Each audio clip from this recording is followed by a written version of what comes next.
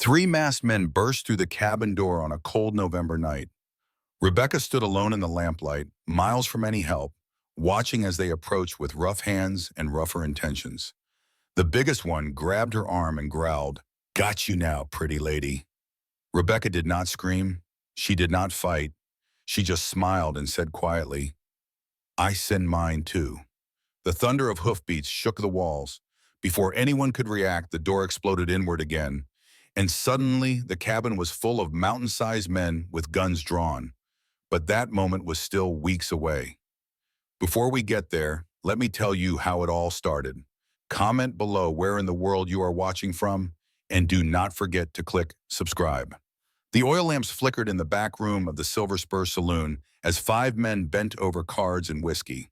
It was a Tuesday night in late September, and the autumn wind rattled the windows. In the corner sat two figures like mountains carved from stone. The Garrett twins, Cole and Cade, each standing well over 6 feet tall, shoulders broad enough to block out the sun. They were legend in these parts, not just for their shades, but for the way they moved together, fought back to back like one creature split into two bodies. Nobody crossed the Garrett twins. Nobody won against them. Tonight, Reverend Thomas Whitmore was learning that lesson the hard way. The preacher's hands trembled as he laid down another losing hand. His watch sat in the center of the table. The deed to his horse, papers to the rectory, everything he owned, piled up like kindling, waiting for a match. Cole leaned back in his chair, his deep voice rumbling through the smoke-filled room. "Reverend, you are out of collateral. Time to walk away." The preacher's face went white, then red. Desperation made his voice crack. "One more hand, please, just one more chance." Cade studied the desperate man with cold blue eyes. "And what do you have left to bet?" The room went silent. Every card player, every drunk propped against the bar, every woman working the floor stopped and turned, because they all knew what was coming. The Reverend's voice was barely a whisper. "My daughter." The words hung in the air like gun smoke. Cole and Cade exchanged one of those looks, one of those silent conversations that passed between them faster than lightning. Then Cole spoke, shuffling the cards with surprising grace for such enormous hands. "Your daughter, Rebecca, is it not? The golden-haired girl who plays piano at your services?" The preacher nodded, unable to meet their eyes. Cade leaned forward, his voice hard as iron. "You would bet your own daughter, her hand in marriage, her future, her life, for a card game?" Shame colored the Reverend's face, but desperation won out. "She deserves better than poverty, better than watching me fail.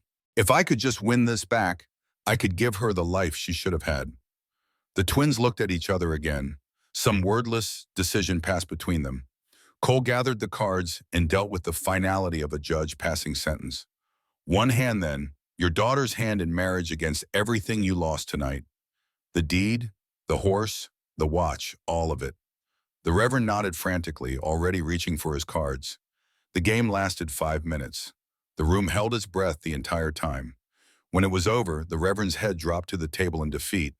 The twins had won. They always did. Cole stood slowly, his 6'4" frame unfolding like a mountain rising. His brother matched him, move for move. They looked down at the broken man before them. "Tomorrow morning, Reverend," Cole said quietly, "you will bring your daughter to the Garrett Ranch, 10 miles north of town, the biggest spread in the territory. You know where it is." The Reverend's voice came out choked. "She does not know. I have not told her." Cade's voice was unforgiving. "Then you had better find the words, because come sunrise, Rebecca Whitmore belongs to us, both of us, and we always collect our debts." The walk back to the rectory took Reverend Whitmore an hour, his feet dragging through the dust like he was walking to his own hanging.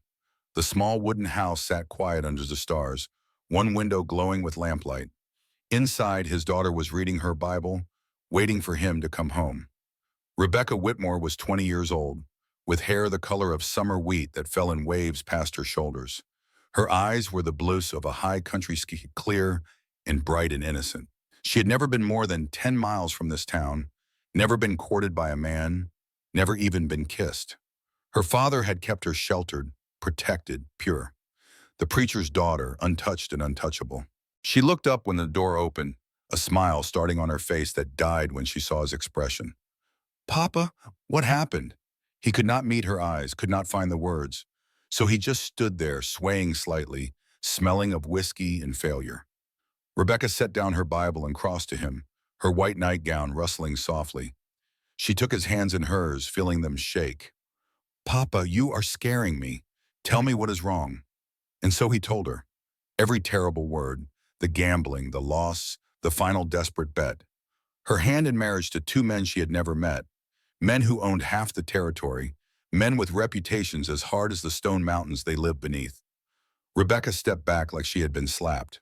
Her face went white, then red, then white again. You did what? Her voice came out barely louder than a whisper, but it carried all the force of a scream. You bet me? Like I was a horse or a piece of land. The Reverend reached for her, but she jerked away. Rebecca, please, I had no choice. We were going to lose everything. We still are, she said, her voice shaking. Because now you have lost me too. She turned away, her hands clutching at the fabric of her nightgown. Who are they? These men who won me like a prize at the county fair? The Garrett twins, her father said quietly. Cole and Cade Garrett. They own the biggest cattle ranch in 3 territories. They are wealthy, powerful, respected. Rebecca spun around, her eyes blazing. They are also known for being ruthless, for taking what they want and destroying anyone who stands in their way.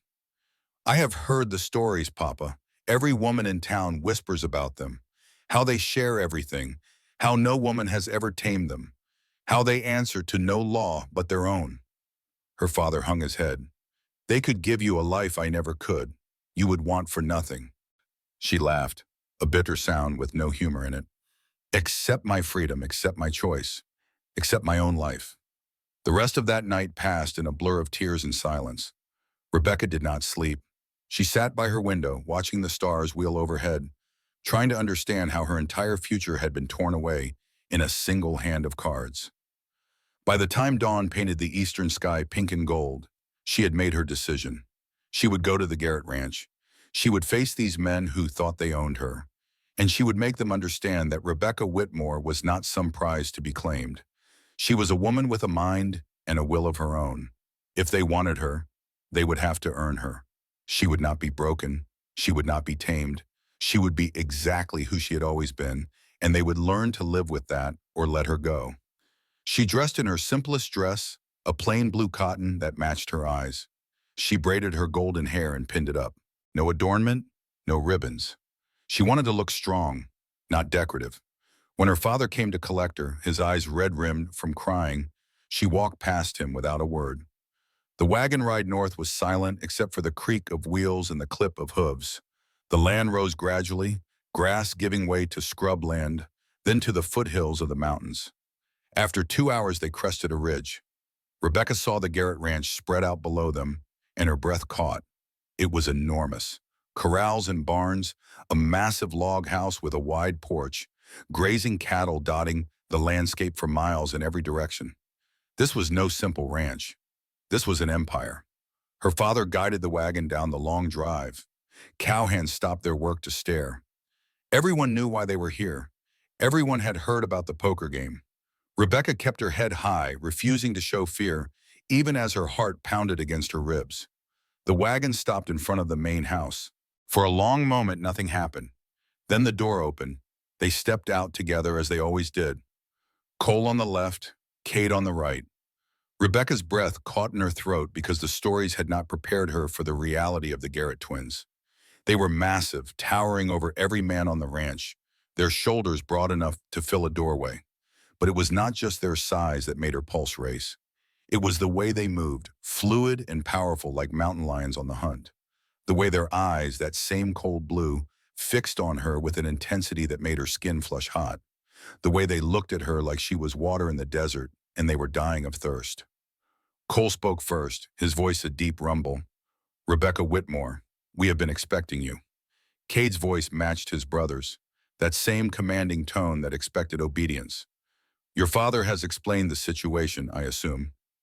Rebecca lifted her chin, meeting their gazes without flinching. The morning sun beat down on them, and she could feel sweat beginning to gather at the small of her back, but she refused to show weakness.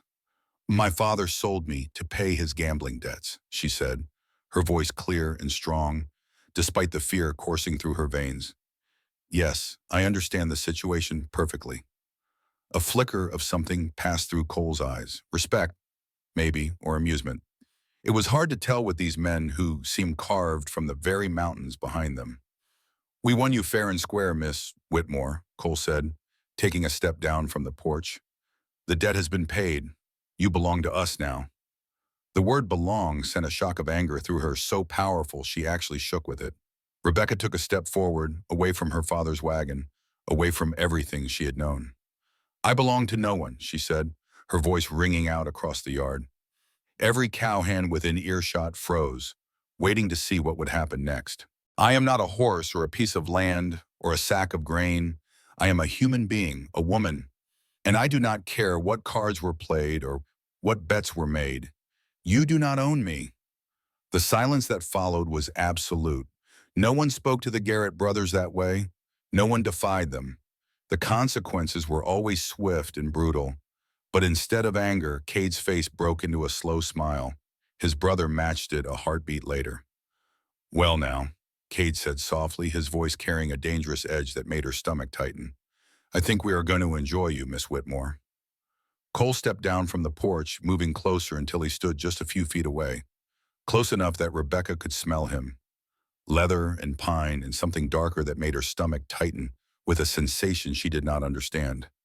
Close enough that she had to tilt her head back to meet his eyes. You have fire, he said quietly. Good. We have no use for weak women. His brother came to stand beside him, and suddenly Rebecca was surrounded by them, these two massive men who moved like shadows of each other. The heat radiating from their bodies made the already warm morning feel stifling. Cade's voice was softer now, but no less commanding. Strip. The single word hit Rebecca like a physical blow. Her face flushed hot with fury, and something else, something that made her heart race and her skin tingle in ways she had never experienced. She took a deep breath, steadying herself. What did you say? Her voice shook, but she held her ground. You heard me, Cade said, his blue eyes boring into hers. Strip, show us what we won. The rage that filled her then was white-hot and cleansing. It burned away the fear, the confusion, the strange sensations building in her chest. She drew herself up to her full height, which barely reached their shoulders, and looked from one twin to the other. No. The word rang out clear as a bell. Cole raised one eyebrow. No? You think you have a choice here, little preacher's daughter? I know I have a choice, Rebecca said, her voice gaining strength with each word. You can force me to stay here. You can lock me in a room. You can try to break me. But you will never, ever make me do anything I do not choose to do. And I choose not to strip for you like some saloon girl you bought for the night. I am not that woman. I will never be that woman. Cade moved closer until she could feel the heat radiating from his body, until his voice was right against her ear, sending shivers down her spine despite her anger. And what kind of woman are you, Rebecca Whitmore? She turned her head, bringing their faces so close she could see gold flecks in those cold blue eyes. I am the kind of woman who will make your life a living hell if you treat me like property. I am the kind of woman who will fight you every single day until you let me go. I am the kind of woman you should never have tried to own. Cole laughed, a deep, rich sound that seemed to roll through the air. His hand came up, and Rebecca flinched despite herself. But he only touched her chin gently, tilting her face up to his. You misunderstand, Miss Whitmore, he said, his voice surprisingly gentle. We do not want a broken doll. We want exactly what you are, fire and spirit and strength. That is why we agreed to the bet. Cade continued, his voice soft but carrying an edge that made her shiver. Your father offered you up like you were nothing, but we saw something else. We saw the way you play piano in that church, pouring your whole soul into the music. We saw the way you stand up to the town gossips who whisper about your father's drinking. We saw a woman with more courage in her little finger than most men have in their entire bodies. Rebecca felt her anger waver, confusion replacing it. She stepped back, needing distance, needing air. Then what did you mean by strip? The twins exchanged one of their silent looks. Then Cole spoke, his voice gentle for the first time. We meant strip away the pretenses, strip away the false obedience. Show us who you really are, not who you think you are supposed to be as the preacher's daughter. We have no interest in the meek little church mouse everyone expects. We want the woman underneath, the real Rebecca Whitmore. Something in her chest loosened at those words. She looked at these two enormous men who could crush her with one hand, who owned everything they could see, who had won her like a prize, but who were talking to her like an equal. And for the first time since her father had made his terrible confession, Rebecca felt something other than fear and rage. She felt curiosity, and beneath that, dangerous and thrilling, she felt a pull toward them that terrified her more than anything else. What happens now? She asked quietly. Now, Kate said, we show you your room. We give you time to settle in. We let you decide how this is going to work. Because despite what your father bet, despite what we won, you are right. We do not own you. We cannot force you to stay. Rebecca stared at them, trying to understand. If I want to leave? Cole's face was serious. Then we will take you wherever you want to go. We will give you enough money to start over somewhere new. Your father's debt is paid regardless. You are free to make your own choice. But, Kate added, his eyes intense, we hope you will stay. At least for a while. Get to know us. Let us prove that we are more than the stories you have heard. Give us a chance to show you that life here could be more than you ever imagined. Rebecca's mind spun. She had expected force, cruelty, demands she could rail against. Instead, they were offering her freedom even as they asked her to stay. It was manipulation of a different kind, more dangerous because it appealed to her curiosity, to the part of her that wanted to know what it would be like to be claimed by men like these. Show me my room, she said finally, and then we will talk. Cole nodded, a small smile playing at the corner of his mouth. He gestured toward the house. After you, Miss Whitmore. She walked past them, feeling their eyes on her back like brands. Behind her, she heard her father's wagon pulling away. He had not said goodbye. She was truly alone now, with these two strangers who had won her in a card game and were somehow giving her more freedom than she had ever known in her father's house. The house was even more impressive inside. Dark wood and leather furniture, bearskin rugs on the floor, a massive stone fireplace dominating one wall. Everything spoke of wealth and power and permanence. A housekeeper appeared, a stern-looking woman in her 50s who introduced herself as Mrs. Carson. She led Rebecca upstairs to a large bedroom with windows overlooking the mountains. It was beautiful, feminine without being frilly, with a four-poster bed and a writing desk and a wardrobe that was already filled with dresses in her size. How did you know? Rebecca started, then stopped. Mrs. Carson's expression did not change. They measured you while you slept. 3 nights ago, sent a man to your window with a tape measure while you were dreaming. Had these made up special? The casual admission of how they had invaded her privacy should have made her angry. Instead, Rebecca felt something else entirely. They had been watching her, planning for her, wanting her enough to go to all this trouble before they even knew if they would win the bet. It should have been creepy. Instead, it made her pulse race. Mrs. Carson left her alone to settle in. Rebecca sat on the edge of the bed, her mind reeling. Everything she thought she knew, everything she expected, had been turned upside down. These men were not the monsters the stories painted. Or maybe they were, but in ways far more complex and dangerous than she had imagined. She stood and walked to the window, looking out at the vast ranch spread below. Cattle grazed in distant pastures. Men worked in the corrals, breaking horses and mending fences. It was a whole world unto itself, and she was now somehow part of it. She could leave. They had said so. But where would she go? Back to her father, who had betrayed her? To some other town where she would be just another unmarried woman with no prospects? Or could she stay here, in this strange place with these strange men, and see where this impossible situation led?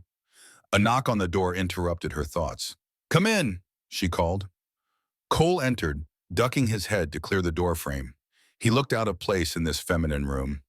Too large, too masculine, too overwhelming. But his voice was soft when he spoke. Dinner is in an hour. Mrs. Carson will bring you water to wash up. If you need anything, just ask.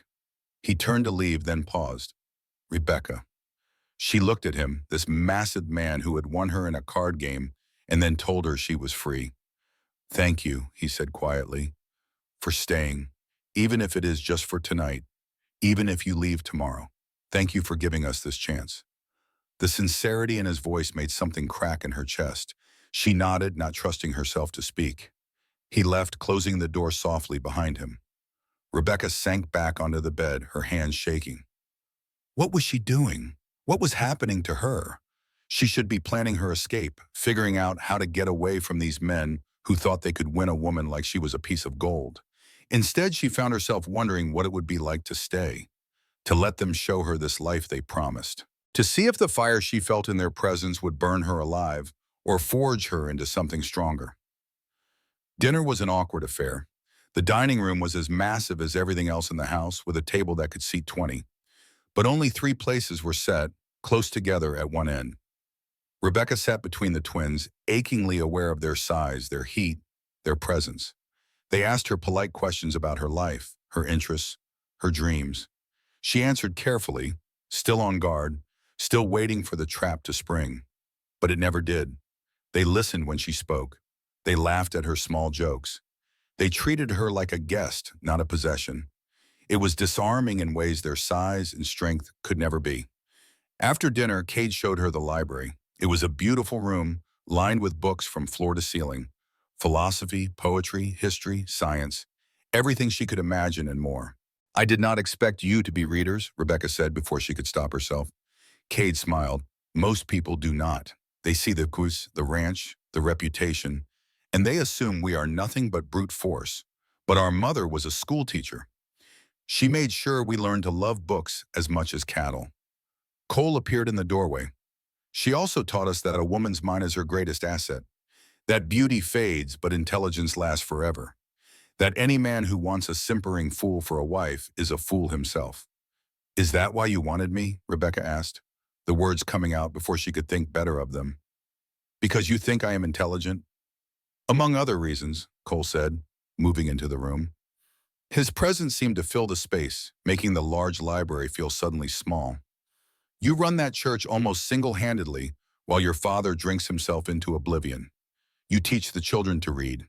You manage the church accounts. You play 6 instruments and speak 3 languages. Yes, Rebecca, we wanted you for your mind. But also, Kate continued, moving closer, for your fire, your strength, the way you refused to bow down even when you were terrified, the way you looked at us like you would claw our eyes out if we touched you wrong. That is the woman we want. Not some meek little thing who would let us walk all over her. Rebecca's breath caught as they moved closer, surrounding her again with their overwhelming presence. But this time she did not feel threatened. She felt something else entirely. Something that made her skin flush hot and her heart pound against her ribs. Something she had never experienced in her sheltered life. Something the church had taught her to fear and deny. Desire. It swept through her like wildfire, burning away 20 years of carefully maintained innocence. And the most terrifying part was that she liked it. She wanted more. What are you doing to me? She whispered. Nothing you do not want, Cole said softly.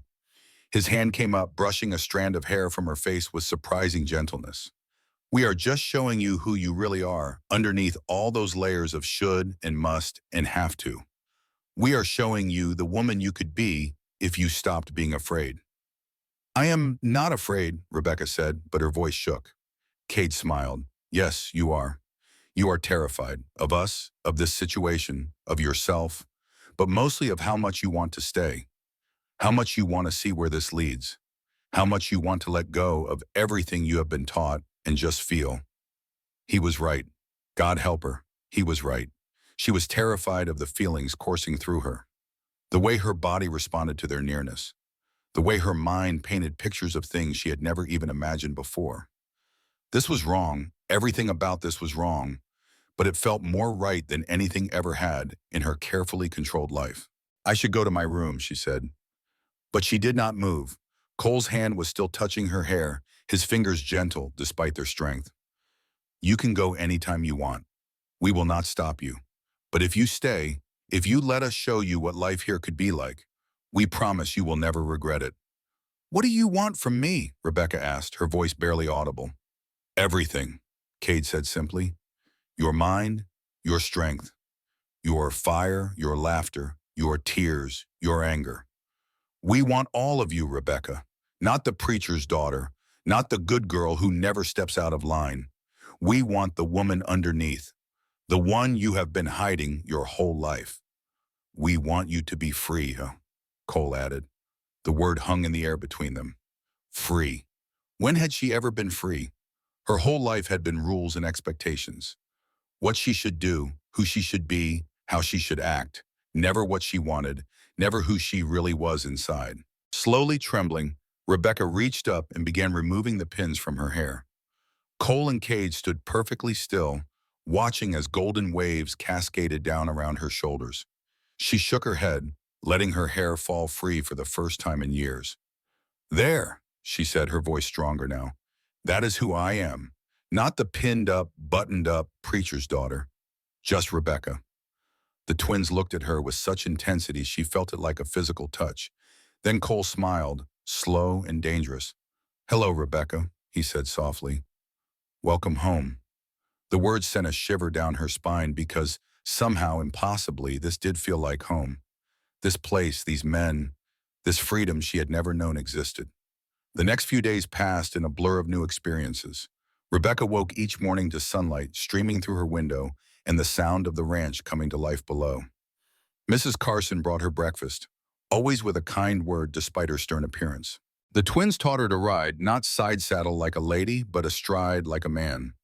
The first time Rebecca felt a horse galloping beneath her, the wind whipping her hair back, the open prairie stretching endlessly ahead, she laughed with pure joy. This was freedom. This was life. Cole and Cade showed her every corner of the ranch. The cattle grazing in summer pastures, the breeding barns where next year's stock would be born, the line shacks where men stayed during roundup, the secret fishing holes in the creek that ran through the property. They introduced her to the cowhands, who quickly learned to respect her sharp mind and sharper tongue. When one of them made a crude joke about the preacher's daughter, Rebecca stared him down until he apologized. After that, no one dared disrespect her. They spent evenings in the library reading together, debating philosophy and politics and religion. Rebecca discovered that Cole had a gift for seeing patterns in chaos, while Cade could argue any position with devastating logic. She held her own against both of them, and they seemed to delight in her quick wit. And slowly, carefully, they began to touch her. A hand on her back guiding her through a doorway, arms around her waist steadying her on a horse, fingers brushing hers as they passed books but back and forth. Each touch was innocent, but carried an undercurrent of something darker, something that made her pulse race and her skin flush hot. Rebecca found herself changing in ways she never expected.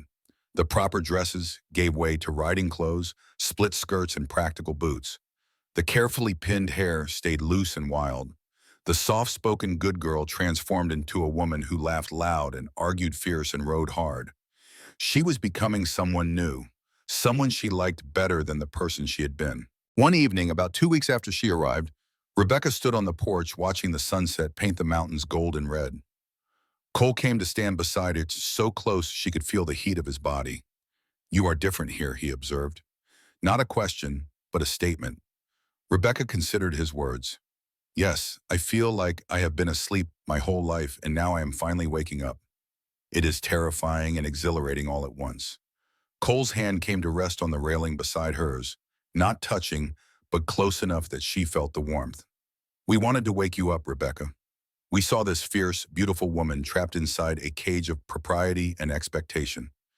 We knew if we could just get you here, give you space to breathe, you would bloom into something extraordinary. And you have." His words wrapped around her heart, warm and true. No one had ever seen her this way before. No one had ever believed she could be more than the preacher's daughter. But these men, these supposedly ruthless, dangerous men, had looked at her and seen potential, had given her freedom and watched her flourish. "How did you know?" she asked quietly. How did you know I was not just the timid girl everyone saw? Cole turned to face her fully, his blue eyes capturing hers. Because we recognized ourselves in you. Everyone looks at us and sees brute strength, sees men to be feared. They never see that we read philosophy and poetry, that we debate the nature of God and morality, that we can be gentle as well as fierce. We have always had to hide parts of ourselves because people cannot accept complexity. He paused, his hand moving closer to hers on the railing. When we saw you, we recognized that same struggle. You were hiding too, pretending to be smaller, quieter, less than you were. We wanted to give you what no one ever gave us, permission to be everything you are without apology. Rebecca felt tears prick her eyes. You barely knew me. You bet on a stranger. Cade's voice came from behind her. She had not heard him approach, but now he was there, and she was surrounded by them again. We knew you better than you think. We watched you for months before that poker game. Watched you stand up to drunk men, harassing women at the market. Watched you argue theology with your father and win. Watched you teach children with patience and creativity. We knew who you were, Rebecca. We just needed to get you somewhere you could be that person without judgment. The admission should have felt intrusive. Instead, it felt like validation.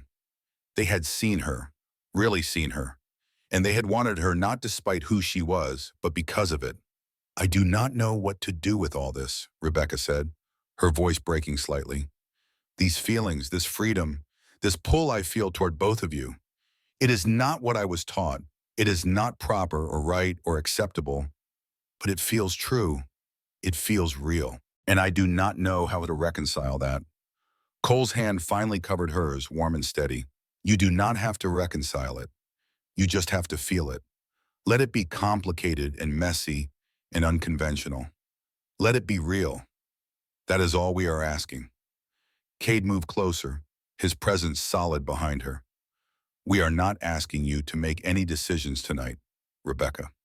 We are not pushing for more than you are ready to give. But we want you to know that what you are feeling, we feel it too. This pull, this connection, it is mutual, it is powerful, and it is worth exploring. Rebecca closed her eyes, letting herself feel the moment, the warmth of Cole's hand on hers, the solid presence of Cade behind her, the cool evening breeze carrying the scent of wildflowers and grass, the vast open sky above, painted in shades of orange and purple. She felt more alive in this moment than she had in her entire 20 years. She felt seen and wanted and free. And yes, it was complicated. Yes, it went against everything she had been taught, but it was also undeniably real. When she opened her eyes again, she had made a decision.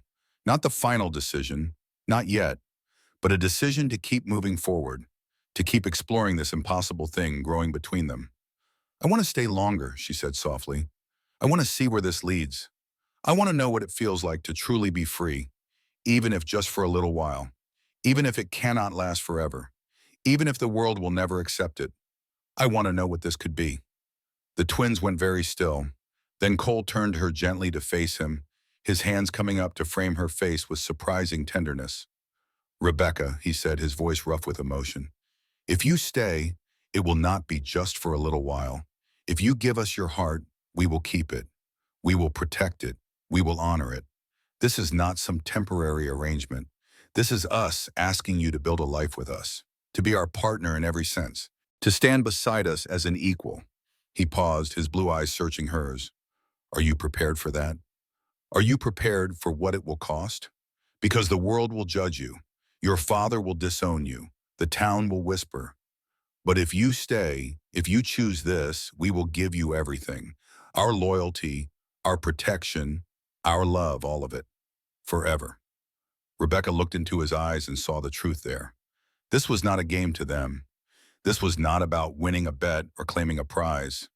This was about building something real, something lasting, something worth fighting for. And looking at Cole, then turning to see the same intensity mirrored in Cade's eyes, Rebecca knew. She knew this was where she belonged. With them. Building something new and beautiful and unconventional. Creating a family that did not fit any mold, but fit them perfectly. I am prepared, she said, her voice steady and clear. I choose this. I choose you. Both of you. I choose freedom over propriety, truth over expectation, love over law. I choose to stay. The words hung in the air for a moment, heavy with promise and possibility. Then Cole smiled, that slow, dangerous smile that made her stomach tighten, and Cade moved closer, his hand coming to rest on the small of her back. Good, Cade said softly, because we were not going to let you go anyway. We would have followed you wherever you went, convinced you, courted you, worn down every objection. You are ours, Rebecca. You have been since the moment you stood in our yard and told us no, since you showed us your fire. We just needed you to realize it too. Rebecca laughed, feeling joy bubble up inside her. So I never really had a choice, Wendy saying. Cole shook his head, his thumb brushing her cheek. You always had a choice. You could have left and we would have let you. But we knew you would choose to stay. We knew you felt this pull, same as us. We just had to give you time to admit it. The certainty in their voices should have annoyed her. Instead, it made her feel cherished. They had been so sure of her, of this connection, that they had been willing to wait, willing to let her find her own way to the truth. That kind of patience, that kind of faith, was something she had never experienced before. Over the next few weeks, the courtship intensified. Cole brought her wildflowers every morning, different ones each day, telling her their names and meanings. Indian paintbrush for devotion, bluebonnets for loyalty, prairie roses for love that grows in harsh conditions. He taught her to identify the edible plants on the ranch, showed her the secret fishing spots, shared his dreams for expanding the cattle operation. He spoke of breeding better stock, of building a legacy that would last generations. Cade wrote her poetry, rough and unpracticed, but beautiful in its honesty. He taught her to dance under the stars, helped her plant a garden behind the house, debated philosophy and religion with her for hours. He challenged her to think deeper, to question everything, to never accept easy answers. They took her on long rides into the mountains, showing her secret places where waterfalls tumbled into clear pools. They taught her to shoot, patiently correcting her stance and aim until she could hit a target at 50 yards. They involved her in ranch decisions, asking her opinion on everything from which bull to buy to how to handle a dispute between cowhands. And slowly, carefully, they increased the physical contact. Cole's arms around her waist as they stood on a cliff overlooking the valley. Cade's hands sliding through her hair as they sat together reading. Both of them touching her at once, surrounding her with their heat and strength. They never went too far, never pushed for more than she was ready to give. But they made sure she knew, every moment of every day, exactly how much they wanted her, how much they burned for her, how much patience it took not to claim her the way every primitive instinct demanded. And Rebecca felt herself responding, opening like a flower to the sun. The desire that had frightened her at first became something she embraced, something she craved. She found herself seeking out their touch, engineering moments of closeness, testing the boundaries of what they would allow. But peace never lasts forever in the Wild West. 3 weeks after the wedding, the first whispers reached the ranch. Mrs. Carson brought the news with the morning mail, her face tight with disapproval, not of Rebecca, but of the town gossips. They are saying terrible things in town, she said quietly, calling you names, calling the twins savages who stole an innocent girl. Your father is preaching sermons about sin and damnation. Rebecca's hands clenched on her coffee cup, but her voice was steady. Let them talk. I made my choice. I am happy. That is all that matters. Cole looked up from his plate, his blue eyes darkening. It matters if they make trouble, if they try to hurt you. Rebecca reached across the table to take his hand. They cannot hurt me unless I let them, and I will not let them. I know who I am now. I know what I chose and why. Their words mean nothing. But Cade shook his head, his face troubled. Words always mean something, Rebecca. Words become actions. We need to be prepared. That afternoon, they rode into town together, all three of them. Rebecca sat tall in the saddle between her husbands, her head high, her golden hair loose and wild in the wind. She could feel the stares as they rode down the main street, could hear the whispers that followed them like a cloud of flies. Women pulled their children close as if Rebecca's choice was contagious. Men spat in the dust and turned away. They stopped at the general store to pick up supplies. The storekeeper, old Mr. Thompson, who had known Rebecca since she was a child, could not meet her eyes. "Just leave the money on the counter," he muttered. "I will have one of my boys load up your wagon." Cole's voice was dangerously soft. "Look at her when you speak. She is a customer, same as anyone else." Mr. Thompson's face reddened, but he finally looked up, meeting Rebecca's gaze with obvious discomfort. "No offense meant, Miss Rebecca. Just that folks are talking, and I got a business to think about." Rebecca smiled, cold as winter frost. "It is Mrs. Garrett now, and if folks want to talk, let them. But if you refuse to serve me, you refuse to serve the biggest ranch in 3 territories. I wonder how long your business will last then." The threat was clear. The Garrett Ranch employed half the town one way or another. Refusing to serve Rebecca meant losing that business. Mr. Thompson swallowed hard and nodded. "No need for that. I will get your supplies right away." As they left the store, Rebecca heard a familiar voice call out, "Daughter!" She turned to see her father standing in front of the church, his face haggard, his clothes rumpled. Reverend Whitmore looked like he had aged 10 years in the past few months. Rebecca felt a twist in her chest. Anger and pity and old love all tangled together.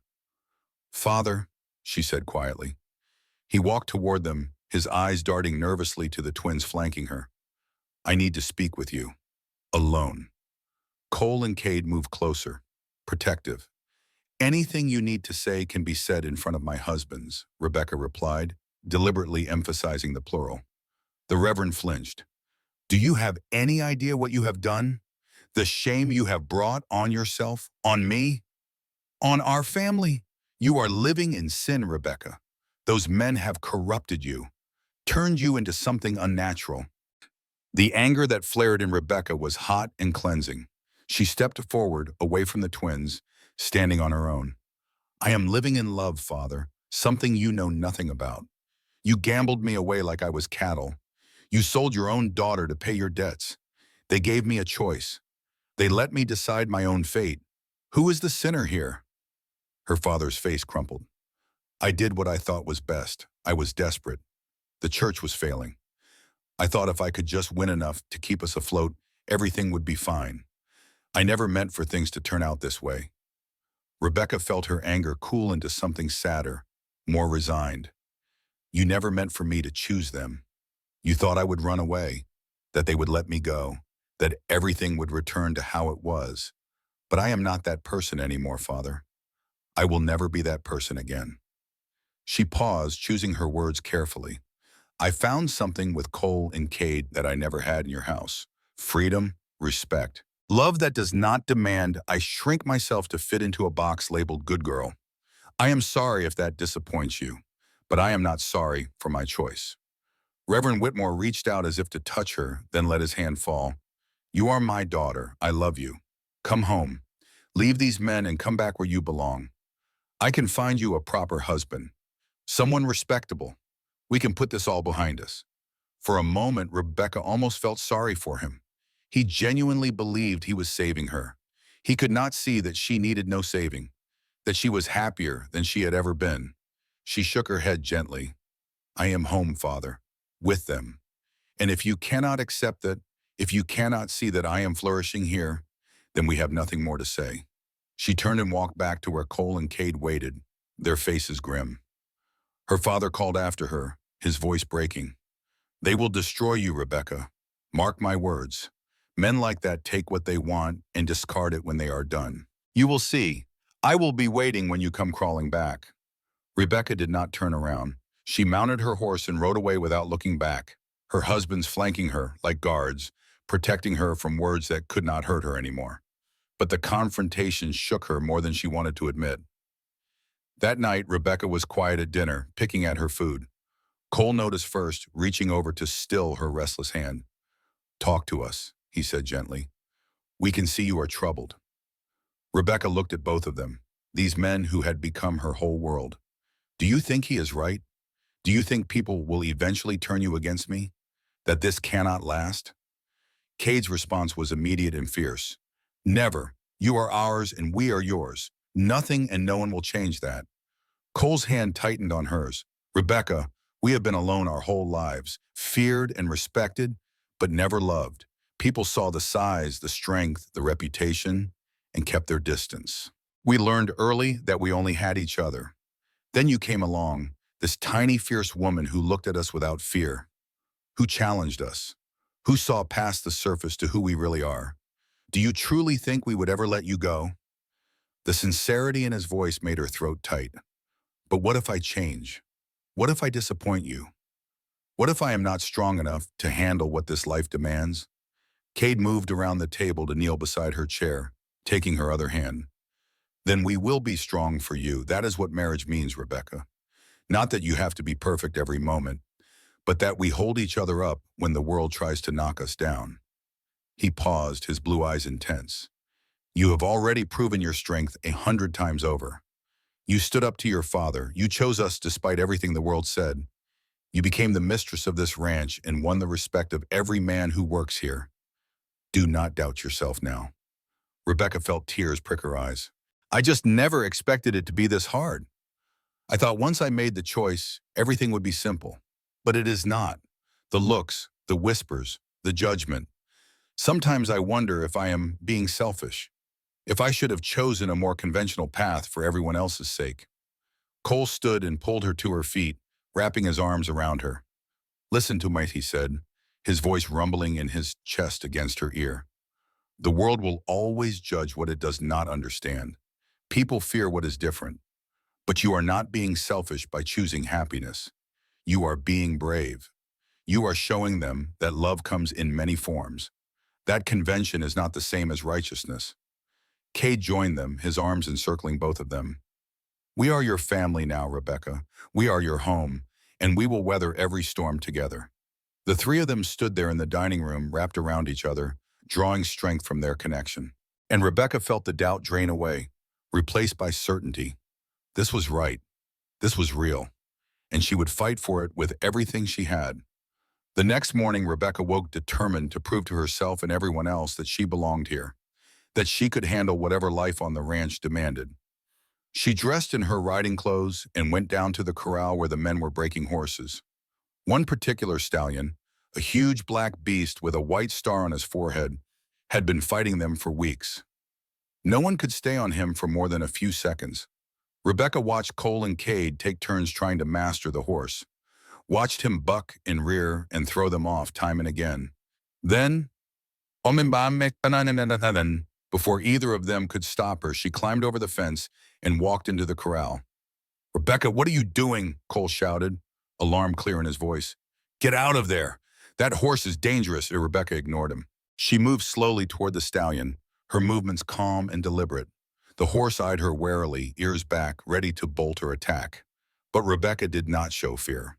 She had learned from her husbands that horses, like men, responded to confidence and respect, not force. She stood a few feet from the stallion and began to speak, her voice low and soothing. I know you are scared.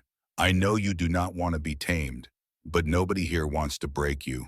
We just want to work with you, to give you purpose, to make you part of something bigger than yourself. The stallion's ears flicked forward, listening. Rebecca took a step closer, then another. The horse did not bolt. She reached out slowly and touched his nose, feeling the velvet softness, the warm breath. There now, she murmured. You are not a monster. You are just misunderstood. Just like me. She kept talking, kept stroking, and slowly the stallion's tension eased. His head lowered, his eyes softened. Rebecca glanced back at the fence where Cole and Cade stood frozen, hardly daring to breathe. Then she did something that made both of them shout in alarm. She grabbed the stallion's mane and swung herself onto his bare back. For a heartbeat, nothing happened. The stallion stood perfectly still, trembling, but not bucking. Rebecca leaned forward, wrapping her arms around his powerful neck, continuing to speak softly. Then she straightened and very gently pressed her heels into his sides. The stallion took a step, then another. Then he began to walk around the corral, Rebecca sitting tall on his back, her golden hair streaming behind her. The ranch hands who had gathered to watch erupted in cheers. Cole and Cade climbed into the corral, their faces a mixture of fury and awe. "Woman, you just took 10 years off my life," Cole growled. But there was pride in his eyes. "That was the most foolish, reckless, incredible thing I have ever seen," Cade added, shaking his head. "Where did you learn to do that?" Rebecca slid off the stallion and patted his neck. "I did not learn it. I just understood him. Sometimes the wildest things just need someone to see them as they truly are, instead of what everyone expects them to be." She looked at her husband meaningfully. "Sound familiar?" Cole caught her meaning first and laughed. "So you tamed a wild stallion to prove a point." "Something like that," Rebecca said with a smile. "Also, I wanted to show everyone here that I am not just the boss's wife. I am part of this ranch. I can pull my weight. I can be useful." Cade shook his head, but he was grinning.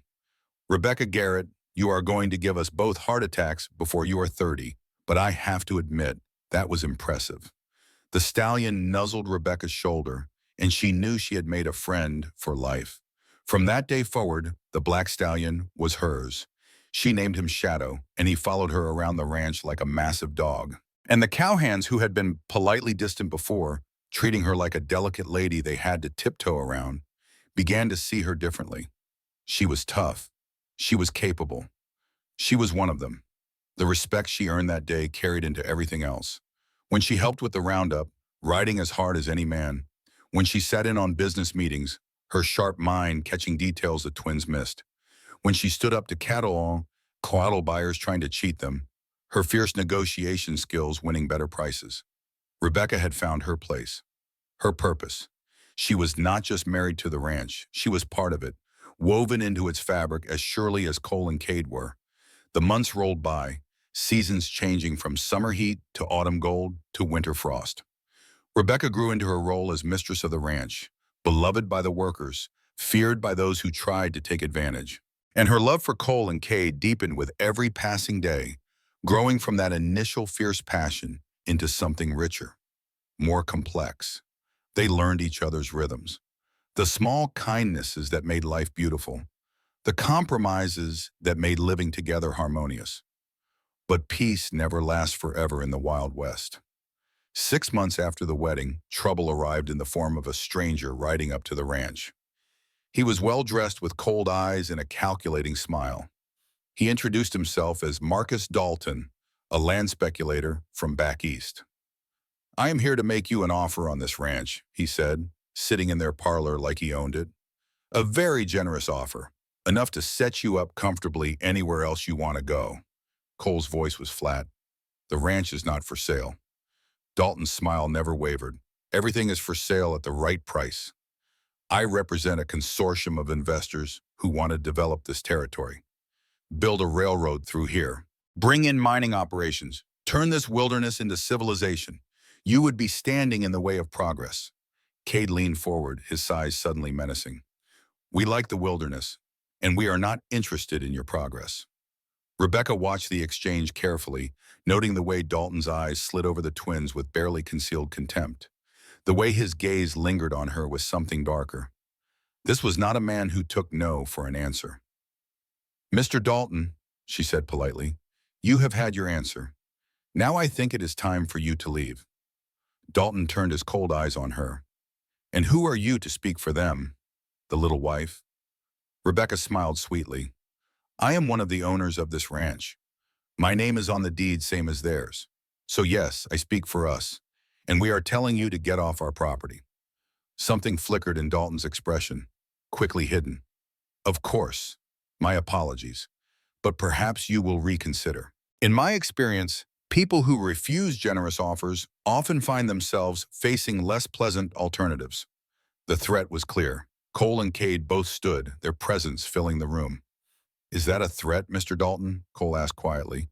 "Because if it is, you should know we do not respond well to threats." Dalton raised his hands in mock surrender. "No threat, just an observation. I will leave you to think it over, but I will be back in 1 week for your final answer." He tipped his hat to Rebecca and left. The moment he was gone, Rebecca turned to her husbands. "He is going to cause trouble." Cole nodded grimly. "Men like that always do. They see something they want, and they do not care who they have to destroy to get it. We need to be ready." Over the next few days, strange things began to happen. Fences were cut in the night, letting cattle wander. The water supply to one of the pastures was poisoned, killing a dozen head. Hay barns mysteriously caught fire. Someone took shots at ranch hands riding the perimeter, not hitting anyone but making the threat clear. Dalton was making good on his promise. He was making life difficult, trying to force them to sell. The twins increased security, posting guards, riding the boundaries themselves. But Rebecca could see the stress wearing on them. This was their legacy, built by their parents and expanded through their own sweat and blood. The thought of losing it to an Eastern speculator made them both furious and helpless. One night, as they sat around the dinner table discussing their options, Rebecca made a decision. "We need to fight back," she said quietly. "Not with violence, with the law. We need to prove Dalton is behind these attacks. Get him arrested. Show his investors that he is using criminal means. Then they will withdraw their support and he will have to leave us alone." Cade shook his head. "Proving it will be nearly impossible. He is too smart to get caught." Rebecca smiled, a dangerous expression that made both twins sit up straighter. "Then we will have to make him get caught. We will set a trap." The plan was risky. Rebecca would ride out to one of the remote line shacks, making it look like she was checking on cattle there. Alone. Dalton's men would almost certainly try something, seeing her as vulnerable. Meanwhile, Cole and Cade would be hidden nearby with the sheriff, ready to catch the attackers in the act. It was dangerous, using Rebecca as bait. Both twins argued against it, but she insisted. "I am the only one they might underestimate. They see me as a weak woman. Let them think that. Let them come for me. Then we will have them." 2 days later, Rebecca rode out to the line shack on Shadow. She deliberately went in the late afternoon when the sun was low, making it clear she planned to spend the night there alone. She could feel eyes watching her from the hills, but she did not look around, did not show any awareness of danger. She unsaddled Shadow and let him graze, then went inside the small cabin and lit a lamp. She had brought a book and sat by the window reading, waiting. An hour passed, then two. The sun set and darkness fell, broken only by the lamplight spilling from the cabin window. Rebecca was starting to think maybe they would not come, that the plan had failed. Then she heard it, the soft creak of a board outside the door. She set down her book and stood, her heart pounding. The door burst open and 3 men rushed in, their faces covered with bandanas. One of them grabbed her roughly. "Got you now, pretty lady. Mr. Dalton sends his regards." Rebecca did not scream. She did not fight. She just smiled. "I send mine too." From outside came the thunder of hooves and shouted orders. Cole and Cade burst through the door with the sheriff right behind them, guns drawn. The 3 attackers froze, realizing too late they had walked into a trap. One tried to run, but Cade clotheslined him with one massive arm. The others surrendered immediately. The sheriff snapped handcuffs on them and yanked down their bandanas. "Well, well," he said, "I recognize you boys. You work for Marcus Dalton." The game was over. Under threat of hanging for assault and arson, one of the men broke and confessed everything. Dalton had hired them to terrorize the Garrett Ranch, to force a sale. By morning, Dalton was in jail. His investors withdrew their funding. The attack stopped. The ranch was safe. Rebecca stood on the porch the next evening, watching the sunset paint the mountains in shades of gold and rose. Cole came to stand beside her, wrapping his arms around her from behind. "That was incredibly brave, what you did," he murmured against her hair, "and incredibly stupid. I think I aged another 10 years. Rebecca leaned back against his solid warmth. "It was necessary, and it worked. We saved the ranch." Cade joined them, his hand coming to rest on her shoulder. "You saved the ranch, you and that sharp mind of yours. We would have just tried to fight our way out and probably made things worse." Rebecca smiled, feeling pride swell in her chest. "We make a good team, the 3 of us together." Cole tightened his arms around her. "The best team." Spring came, melting the snow and bringing new life to the ranch. And on a bright April morning, exactly 1 year after that fateful poker game, Rebecca woke with news that would change everything. She had been feeling strange for weeks, tired in the mornings, sensitive to smells, her body changing in subtle ways. She knew what it meant, but she had waited to be sure. She gathered Cole and Cade in the parlor, her hands trembling with excitement and fear, and Miriam all tangled together. "I have something to tell you," she said. They looked at her, concern flashing across both faces. "What is it?" Cole asked. "Are you ill? Should we send for the doctor?" Rebecca laughed, tears springing to her eyes. "No, I am not ill. I am pregnant. We are going to have a baby." The silence that followed was absolute. Both twins stared at her like she had just announced the sun was not going to rise tomorrow. Then slowly, matching smiles broke across their faces. "A baby?" Cade said, wonder in his voice. "We are going to be fathers?" Rebecca nodded, unable to speak around the lump in her throat. Cole crossed to her in 3 long strides and picked her up, spinning her around. His whoop of joy echoed through the house. Cade joined them, and suddenly all 3 of them were laughing and crying and holding each other. "We are having a baby," Cole kept saying, like he could not quite believe it. "We are going to be a family." "We already are a family," Rebecca corrected gently. "But yes, we are adding to it." Cade's hand came to rest on her still flat belly, his touch reverent. "A child. Our child. Raised with love and freedom. Taught that family comes in all forms." The months passed in a blur of preparations. They converted one of the upstairs rooms into a nursery. Mrs. Carson knitted tiny blankets and clothes. The cowhands built a cradle from cedar wood, smooth and beautiful. In early autumn, as the leaves turned golden red, Rebecca went into labor. It was long and difficult, lasting through the night and into the next day. Cole and Cade stayed with her the entire time, holding her hands, wiping her brow, whispering encouragement when she thought she could not go on. And finally, as the sun set on the second day, a baby's cry split the air. "A girl," the doctor announced, placing the tiny squalling bundle on Rebecca's chest. Healthy and strong, just like her mother. Rebecca looked down at her daughter and felt her heart crack open with a love so fierce it almost hurt. She was perfect, tiny and red and furious at being born, but absolutely perfect. Cole and Cade crowded close, staring at their daughter with identical expressions of awe. "She has your hair," Cade whispered, touching one golden curl. "And your fire," Cole added with a laugh as the baby's cries reached a crescendo. "Listen to those lungs." "What should we name her?" Rebecca asked. They had discussed names for months but never settled on one. Now, looking at this tiny, fierce creature, Rebecca knew. "Grace," she said softly. "We will call her Grace, because Grace brought us together. Grace kept us strong, and Grace will guide her through life." The twins nodded, their eyes bright with unshed tears. "Grace Garrett," Cole said, testing the name. "Perfect." "Welcome to the world, little one," Cade murmured, his enormous finger gently stroking her tiny hand. As the weeks passed, Rebecca found herself reflecting on the journey that had brought them here. She would sit on the porch in the evenings, Grace sleeping in her arms, watching the sun set over the mountains. Cole and Cade would join her, settling on either side, their presence as steady and comforting as the mountains themselves. They would sit in comfortable silence, the 3 of them, plus their daughter, a family unit that defied convention but felt more right than anything Rebecca had ever known. One such evening, about a month after Grace was born, Cole broke the silence. "What are you thinking about?" he asked softly, his hand coming to rest on Grace's head with infinite gentleness. Rebecca smiled, looking at her husband, then at Cade on her other side. "I am thinking about how that poker game was the best thing that ever happened to me. How being won like property set me free. How 2 men who could have broken me instead built me up.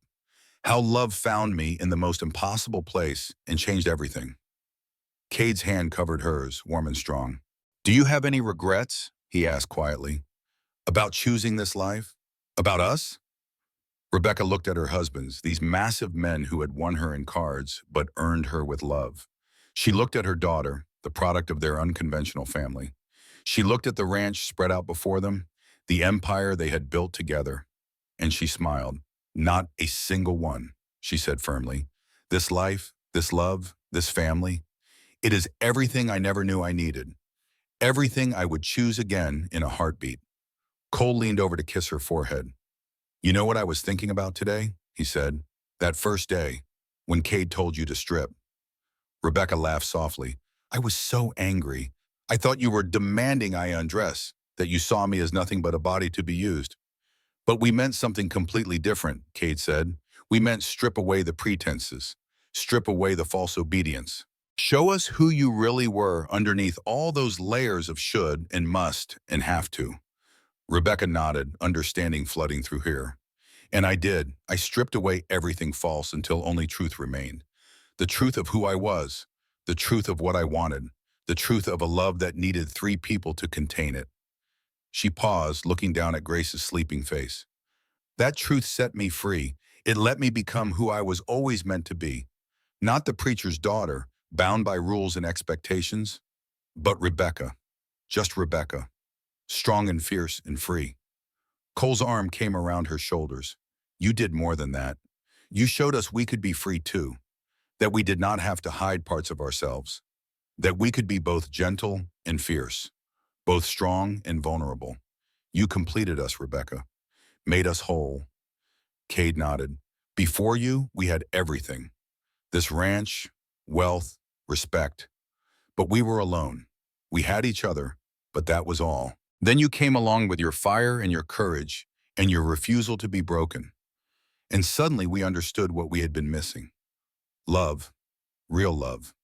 The kind that sees you completely and loves you anyway. The kind that makes you want to be better. The kind that lasts. Rebecca felt tears prick her eyes. I love you both so much. More than I ever knew it was possible to love. You gave me freedom when the world tried to cage me. You gave me strength when I thought I had none. You gave me a home when I was lost. The sun was setting now, painting the sky in brilliant shades of orange and purple and red. The mountains stood silent witness, as they had for countless sunsets before and would for countless more to come. Grace stirred in Rebecca's arms, making tiny baby noises. Cole reached over to stroke her cheek with one enormous finger, and the baby's hand wrapped around it instinctively.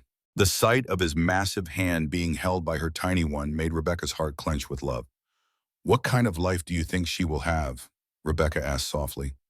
Growing up in this unconventional family, with two fathers and a mother who defied every rule? Cade smiled. She will have a life full of love. That is what matters. We will teach her to be strong, to think for herself, to choose her own path regardless of what the world says. We will show her that family comes in all forms. That love is not bound by convention. That the only person who gets to define your life is you. Cole nodded. And if anyone ever tries to make her feel ashamed of where she comes from, of how she was born, of the family that loves her, they will answer to us. Rebecca laughed through her tears. Our fierce protectors. Always, they said together. The stars were beginning to appear now, scattered across the darkening sky like diamonds on velvet. The evening breeze carried the scent of wildflowers and grass and horses.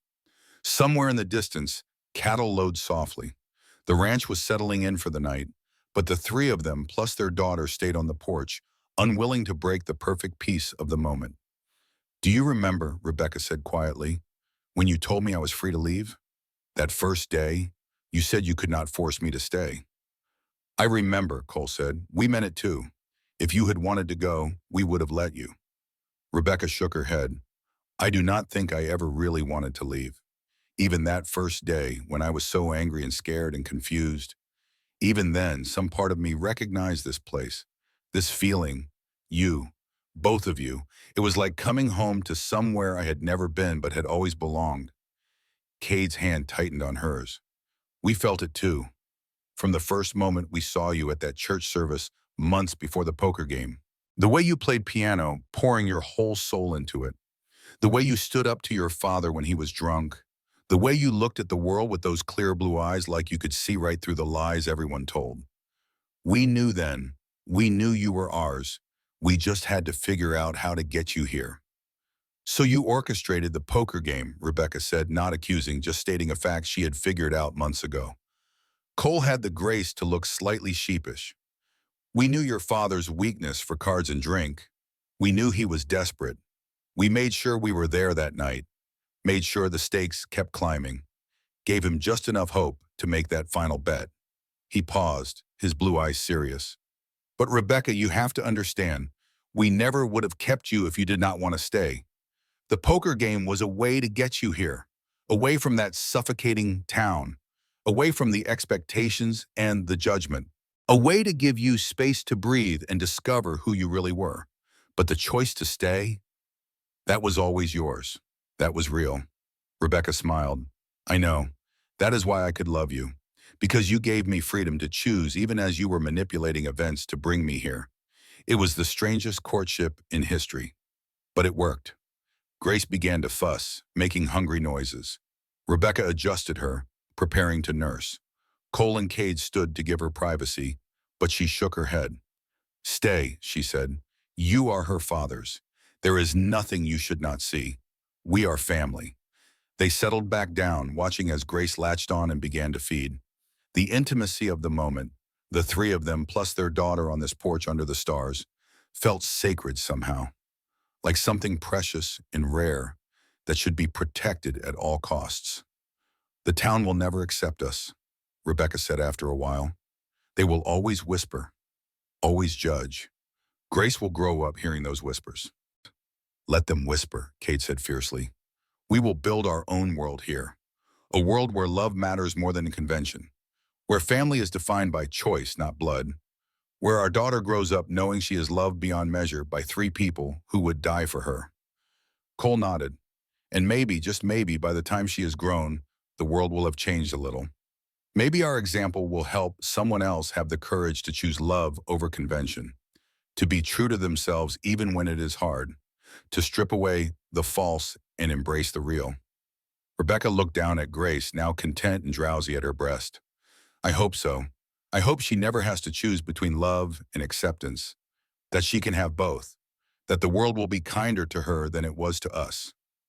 It will be, Cade said with certainty, because we will make sure of it, because we will teach her to be strong, because she will know every day of her life that she is loved, and that makes all the difference. The night deepened around them, the stars grew brighter, the mountains stood silent and eternal. And on the porch of the Garavitch Ranch, a family unit that should not exist by society's rules sat together in perfect harmony. Rebecca thought about the girl she had been a year ago, the preacher's daughter, sheltered and innocent and trapped. She thought about the journey that had brought her here, the terror and the confusion and the slow dawning realization that she had been given a gift, the gift of freedom, the gift of choice, the gift of love that was big enough to break all the rules. I used to pray, she said softly, when I was that girl in the rectory. I used to pray for rescue, for some prince to come and save me from my life, from my father's disappointment in me, from the suffocating expectations of the town, from the future I could see stretching ahead, gray and empty and small. She paused, looking at Cole, then Cade. God answered that prayer, just not the way I expected. He did not send a prince. He sent two warriors. He did not give me rescue. He gave me freedom. He did not save me from my life. He gave me the courage to save myself. Cole's hand came to rest on her shoulder. We did not save you, Rebecca. You saved yourself. You stood in our yard that first day and refused to be broken. That was all you. We just gave you space to become who you already were underneath. We saved each other, Cade corrected. You saved us from loneliness, from being half alive, from thinking strength meant never being vulnerable.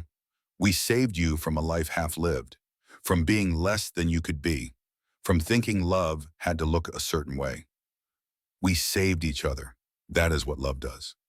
Rebecca nodded, feeling the truth of his words settle into her bones. They had saved each other. This impossible love that broke all the rules and defied all expectations. This family that should not exist, but felt more real than anything she had ever known. Grace had fallen asleep at her breast, milk-drunk and content. Rebecca adjusted her clothing and held her daughter close, breathing in that sweet baby smell that seemed to bypass all logic and go straight to her heart. Welcome home, Grace, she whispered. Welcome to a family that will love you beyond reason, that will fight for you without hesitation, that will show you that the only limits on your life are the ones you accept. Welcome to freedom. Cole and Cade leaned in, their arms encircling both Rebecca and Grace. The four of them wrapped together under the stars, a family unit that defied definition. a love that broke all the rules, a home built on freedom and choice and truth. And as the night deepened and the first chill of autumn touched the air, Rebecca knew with absolute certainty that she was exactly where she belonged. Home. Not the home of her childhood, with its rules and restrictions and suffocating expectations, but home in the truest sense. The place where she was known completely and loved anyway. The place where she could be all of who she was without apology. The place where her heart rested. The preacher's daughter, who was won in a poker game, had found her happily ever after. Not in the way anyone expected, not in the way the storybooks promised, but in a way that was real and true in hers. She had been told to strip, and she had. She had stripped away every false thing until only truth remained. The truth of who she was, the truth of what she wanted, the truth of a love so big it needed three people to contain it. And that truth had set her free. The end. Word count, approximately 20,000 words.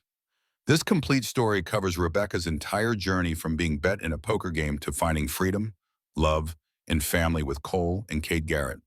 The narrative is optimized for text-to-speech with clear speaker tags, numbers written as words, and natural speech patterns. The ending is complete and closed, showing Rebecca's transformation from the sheltered preacher's daughter to a strong, free woman who has built an unconventional but deeply loving family. The story maintains a Western tone appropriate for the Texas setting and includes all major plot points from the outline while staying within the 20,000-word maximum.